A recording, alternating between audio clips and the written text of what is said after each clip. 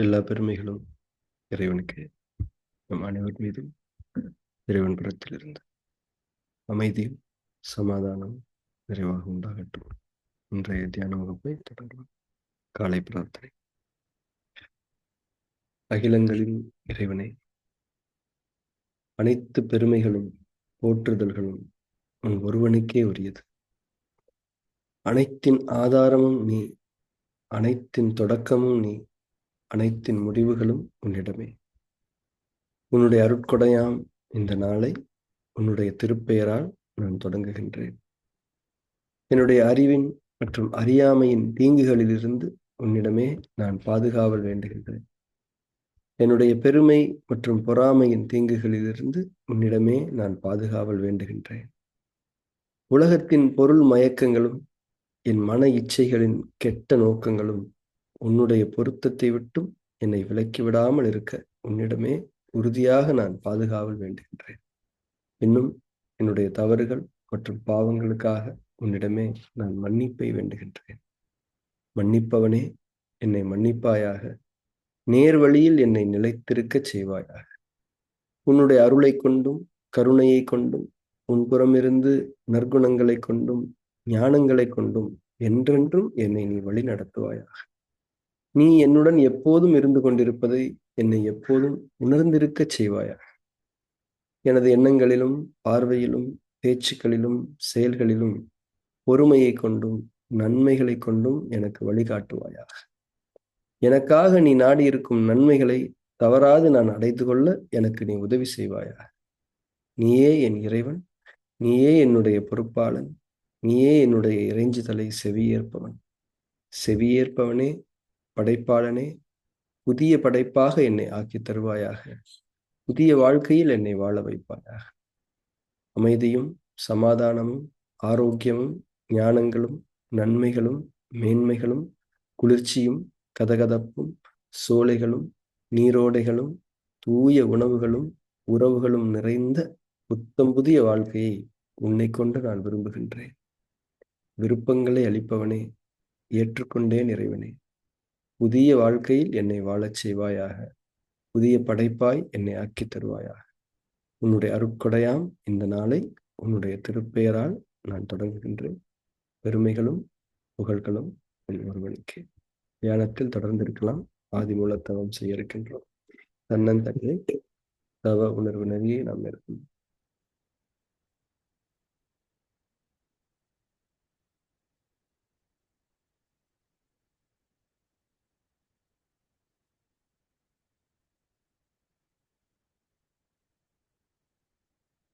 நாம் தன்னந்தனியாக இருந்து கொண்டிருக்கின்றோம் என்ற அந்த உணர்வை நாம் மேற்கொள்ள வேண்டும்.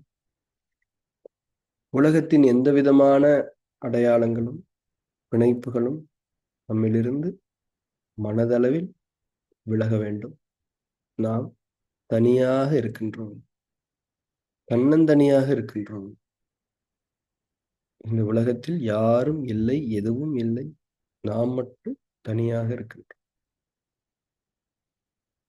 மலை உச்சியில் நீங்கள் அமர்ந்திருப்பதை போன்ற ஒரு பாவனையில் உங்களை இருத்திக் கொள்ளுங்கள். மலை உச்சியில் தன்னந்தனியாக நீங்கள் அமர்ந்திருக்கின்றீர்கள் என்ற ஒரு பாவனையில் நீங்கள் இந்த தன்னந்தனிமை தவ உணர்வு நெறியை மேற்கொள்ளுங்கள்.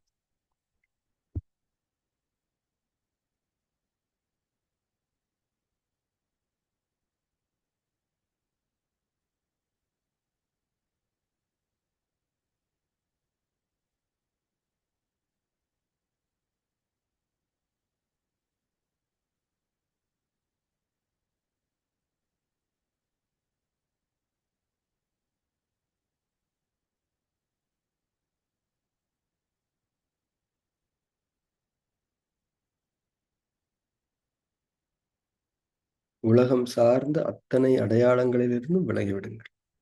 நீங்கள் ஒரு உயிர், ஒரு படைப்பு, உணர்வுள்ள உயிரோட்டமுள்ள ஒரு படைப்பு என்ற ரீதியில் நீங்கள் உங்களை அடையாளப்படுத்திக் கொண்டு மலை உச்சியில் தனியாக அமர்ந்திருக்கின்றீர்கள்.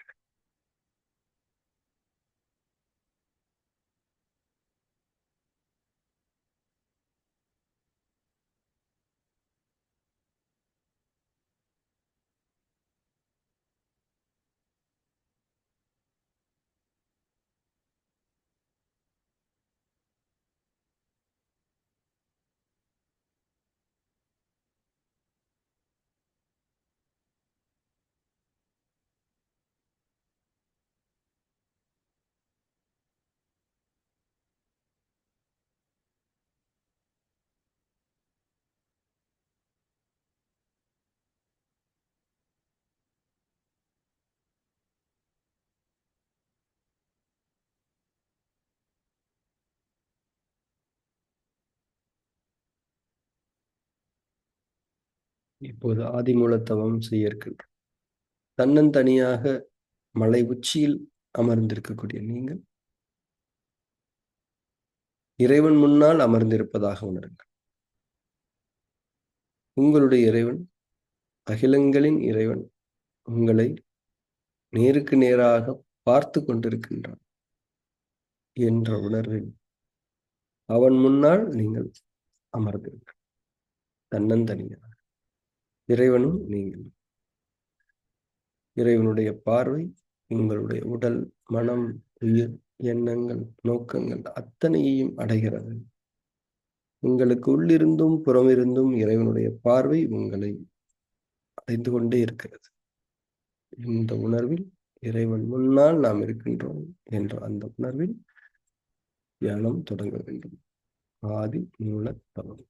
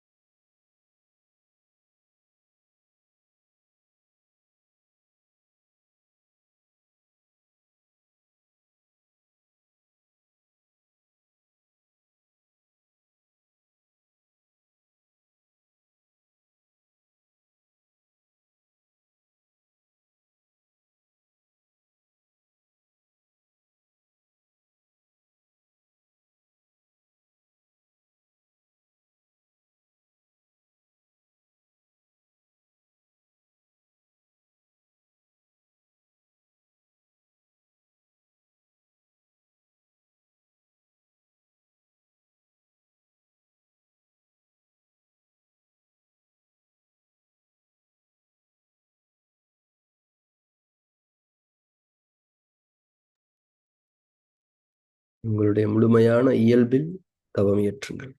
நீங்கள் எப்படி இக்கணம் இருக்கிறீர்களோ அப்படியே முழுமையாக உங்களை இறைவன் பார்க்கின்றான். எந்த மாற்றங்களும் தேவையில்லை. எந்த விளக்கங்களும் இறைவனுக்கு அளிக்க தேவையில்லை. எந்த கேள்விகளும் வேண்டாம். எந்த வேஷங்களும் வேண்டாம். உங்கள் மனதில் இருப்பதை இறைவன் நன்கு அறிகிறான். எனவே எந்த விதமான மாற்றங்களும் தூண்டல்களும் நிகழ்ந்தாலும் அதை இறைவன் அறிகிறான் என்ற தன்மையில் முழுமையாக அமர்ந்திருங்கள்.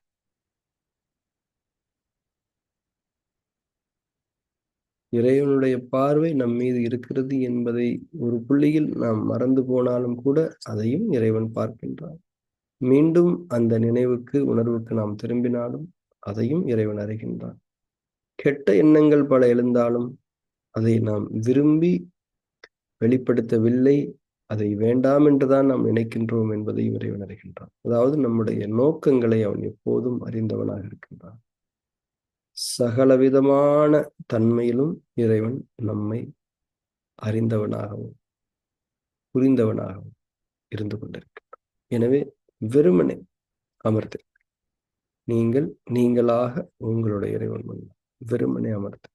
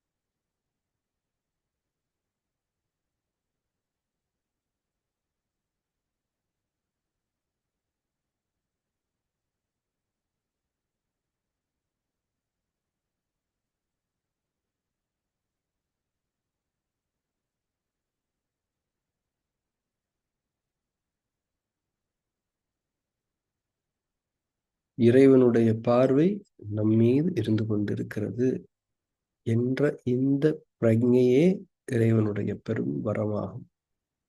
வேறு எந்த உயிருக்கும் இந்த பிரஜை வழங்கப்பட்டிருக்கிறதா என்பது சந்தேகமே. ஆனால் மனிதர்களாகிய நமக்கு ஆதி பிரஜை, இறைவனை பற்றி சிந்திக்கக்கூடிய அந்த பிரஜை, அந்த ஒரு சுய உணர்வு, இறைவனுடைய பார்வை நம்மீது விழுந்து கொண்டிருக்கிறது, இறைவன் நம்மை பார்த்து கொண்டிருக்கின்றான் என்பதை உணரக்கூடிய அந்த ஒரு உணர்வு வழங்கப்பட்டிருக்கின்றது. அந்த உணர்வில் முழுமையாக நம்மை இருத்திக் கொள்ள வேண்டும். மிக அழகான ஒரு உணர்வு. இறைவன் நம்மை பார்த்து கொண்டிருக்கின்றான். இறைவனுடைய பார்வை உள்ளிருந்தும் புறமிருந்தும் நம்மை சூழ்ந்து அடைந்து கொண்டிருக்கிறது என்ற இந்த அழகிய உணர்வில் நாம் நிலை பெற வேண்டும். ஆதி மூல தவம். முழுமையான உணர்வில் நிலைத்திருங்கள்.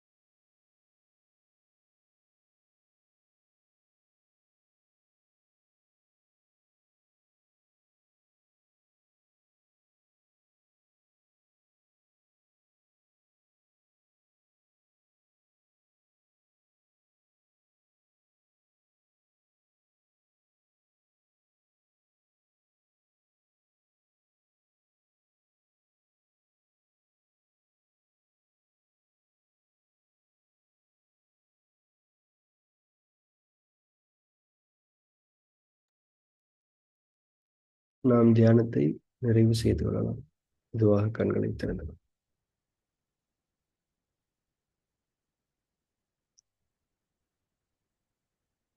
ஆதிமூல தவத்தினுடைய ஒரு முக்கியமான உணர்வு நிலை என்பது இன்றைக்கு நாம் செய்தது.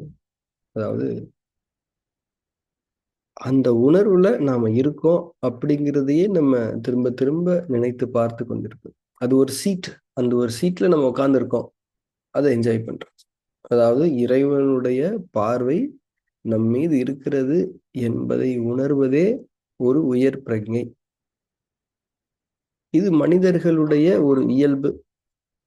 இந்த இயல்பு இல்லாமலும் மனிதர்கள் இருக்க முடியும். இறைவனுடைய பார்வை நம் மீது இருக்கிறது என்ற உணர்வு இருக்கிற நிலையில் ஒரு மனிதன் எந்த விதமான தவறான செயலையும் செய்ய முடியாது. அப்ப இன்னைக்கு மனிதர்கள் தவறான செயல்களை செய்கிறார்கள் என்றால் அந்த உணர்வில் அவர்கள் இல்லை என்பதுதானே நாம் விளங்கிக் கொள்ள வேண்டியது. இப்போ நம்ம காலை பிரார்த்தனையில கேட்கிறோம், நீ என்னுடன் எப்போதும் இருந்து கொண்டிருப்பது என்னை எப்போதும் உணர்ந்திருக்க செய்வாயா. அந்த உணர்ந்திருந்து கொண்டிருக்கக்கூடிய நிலைதான் ஆதி மூலத்தம். ஆதி பிரக்ஞையில் நிலை பெற்றிருக்கக்கூடிய ஒரு தன்மை. அதை ரிப்பீட்டடா நம்ம அதை ஒரு நிறைவான உணர்வை கொண்டு அதை அனுபவித்துக் கொண்டே இருக்க வேண்டும். ஆதி மூலத்தவத்தில் இந்த உணர்வே ஒரு மிகப்பெரிய ஒரு கிஃப்ட். இந்த உணர்வை நம்ம என்ஜாய் பண்ணி அந்த உணர்வுல நிலைத்திருக்கக்கூடிய ஒரு தன்மை ஆதி மூலத்தவம். ஏனென்றால் மூலம் என்ற வார்த்தை படைப்புகளுடைய உச்சம். படைப்புகளை பொறுத்தவரை மூலம் என்பதுதான் உச்சம். ஆனால் மனிதர்களாகிய நாம் படைப்புதான்.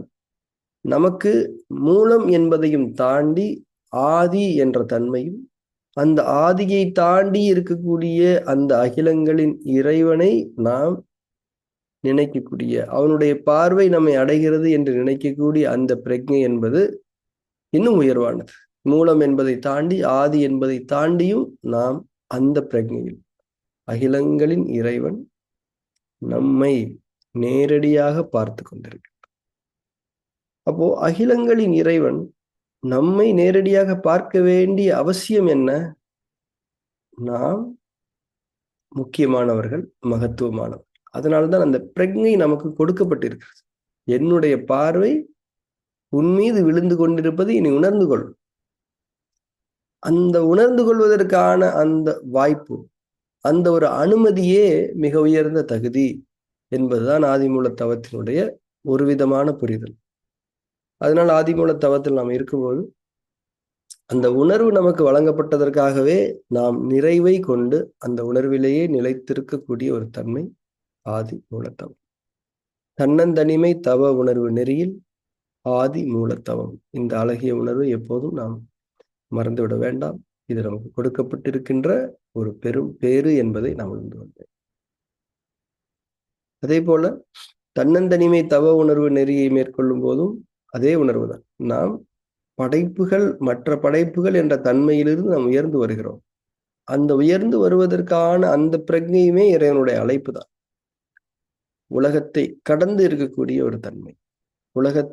உலகத்தை இறை உணர்வுக்கு முன்னால் துச்சமாக மதிக்கக்கூடிய ஒரு தன்மை. அப்போ இந்த மலை உச்சி என்பது அனைவருக்கும் வாய்த்து விடுவதில்லை. பலர் மலை உச்சியின் பாதியில் இருப்பார்கள், பலர் ஏறத் தொடங்கி இருப்பார்கள், சிலர் உச்சியை அடைந்து இருப்பார்கள், சிலர் அந்த உச்சியில் நிலை கொள்ள முடியாமல் இறங்கி விடுவார்கள். ஆனால் நாம் தன்னந்தனிமை தவ உணர்வு நெறியில் நிலைக்கின்றோம். இந்த உலகம் என்பது கீழே, அது தற்காலிகமானது. நாம் இங்கே இருக்கின்றோம். இறைவனுடைய அழைப்பின் பேரில் இங்கே இருக்கு. ஒரு இடத்துக்கு வர வைக்கப்பட்டு அந்த பிரக்ஞை நமக்கு வழங்கப்படுகிறது. அதனால தன்னந்தனிமை தவ உணர்வு நெறி, ஆதி மூலத்தவம், இந்த இரண்டுமே மிக உயரிய இறைவனுடைய பரிசுகள் என்பதை நாம் உணர்ந்து கொள்ள வேண்டும். ஆதி மூலத்தவத்தை பொறுத்தவரை நேரம், நீட்சி என்பதெல்லாம் கிடையாது. எந்த அளவுக்கு சில நேரங்கள்ல உங்களுக்கு அந்த அனுபவம் வரும். அந்த உணர்வுல நீங்க லயித்து விடுவீர்கள். அந்த உணர்விலேயே நீங்கள் தொடர்ந்து இருந்து கொண்டே இருப்பீர்கள். முழுமையான உங்களுடைய இயல்பில் அப்படியே இருந்து கொண்டே இருப்பீர்கள். இறைவனுடைய கட்டளை, இறைவனுடைய நாட்டம் இருக்கும் வரை அந்த உணர்வில் நீங்கள் தொடர்ந்து இருப்பீர்கள். அந்த உணர்வில் என்ன நடக்கிறது என்பது நமக்கு தெரியாது. ஏனென்றால் நாம் உலகத்தை கடந்த ஒரு நிலைப்பாட்டில் நின்று கொண்டிருக்கோம். அங்கே ஒரு பரிமாற்றம் நிகழலாம், எந்த பரிமாற்றமும் நிகழாமல் இருக்கலாம். ஏதோ ஒரு தன்மை, ஒரு உயர்நிலை, உயர் உணர்வு நிலை நமக்குள் ஏற்பட்டிருக்கின்றது. அதை நீங்கள் தொடர்ந்து பயிற்சி செய்ய செய்ய செய்ய அந்த உணர்வு உங்களுக்கு பழகும். அதன் பின் இந்த பயணம் இன்னும் நல்ல முறையில் தொடரும். நாளைய தியான வகுப்பில் நாம் சந்திக்கலாம். Thank you very much.